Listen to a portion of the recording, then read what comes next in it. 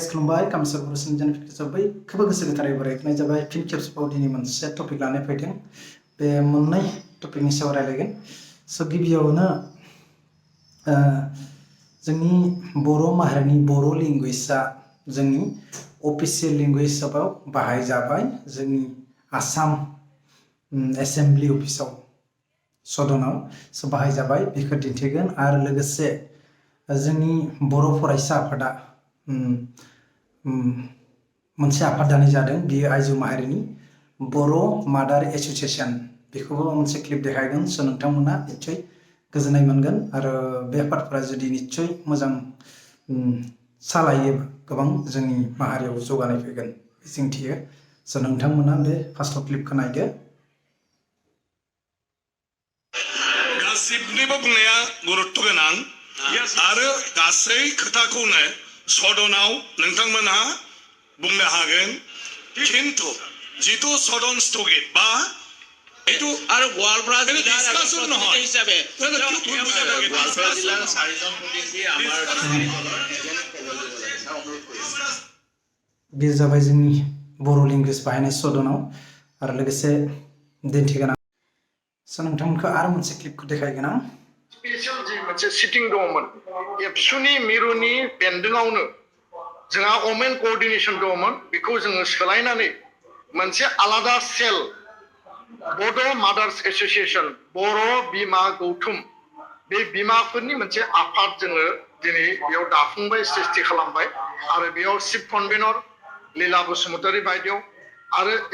माने कनभेनर बिबारी बर' एबसुनि सासे बिबानगिरि एसिस्टेन्ट कनभेनर डिस्ट्रिक्टनि मेम्बारफोर थिसननायनि गेजेरजों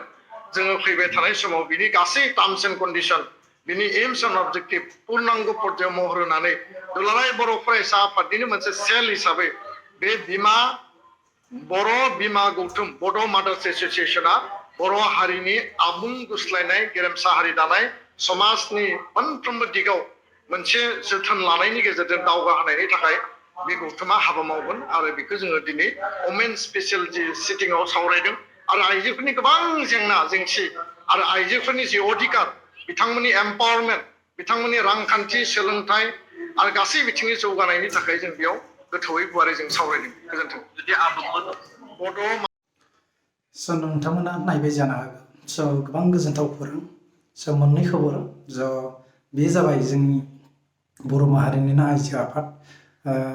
बर' मादार एसोसिएशन दानाय जाबाय स' नोंथांमोना सांग्रां जादो आरो जायफोरा गोबां जेंनायाव जोंनि आइजो माहारि गोबां मालाय हारिजों खारबाय थादों स' नोंथांमोना गासैबो सांग्रां जाबानो जाबाय आरो लोगोसे जोंनि गासै आइजो माहारियानो क'पारेट खालामनांगोन अब्लासो जोंनि माहारि आफादफोरा स्ट्रं जागोन खामानि मावनायाव स' मिजिंथिबाय बयबो क'पारेट खालामगोन आरो बे आफादा निश्चय जोंनि हारिनि थाखाय मोजां खामानि मावगोन होननानै मिजिंथिबाय स' नोंथांमोनखौ फोरमायबाय मोननै टपिकनि सायाव रायलायबाय स' जोंनि बर' लेंगुवेजआबो जोंनि दाखालि सदनाव इउज खालामजाबाय एबा मानगोनां बिस्वजित दैमारि सारा स' निश्चय बिदिनो जौगालांबाय थाथों होननानै जों मिजिंथियो जोंनि बर' माहारिया जाहाथे बयबो क'पारेट खालामनानै थाबानो जाबाय आरो माहारि आफादफोरखौ क'पारेट खालामबानो जाबाय स' आरो बे जोबनाय बेखौनो खावलायनो नागिरो जायफोरा आंनि चेनेलखौ जोबजासे नायो बिथांमोनखौ रोजा रोजा साबायखर थाबाय आरो जायफोरा गोदान फैदों अन्नानै आंनि चेनेलखौ साबस्क्राइब खालामना लादों नोंसोरनि साबस्क्राइबानो जोंनि थुलुंगा नोंसोरो जोंखौ साबस्क्राइब खालामब्लासो जों थुलुंगा मोनगोन स' मिजिंथिबाय निश्चय नोंथांमोना क'पारेट खालामगोन एबा लोगोसे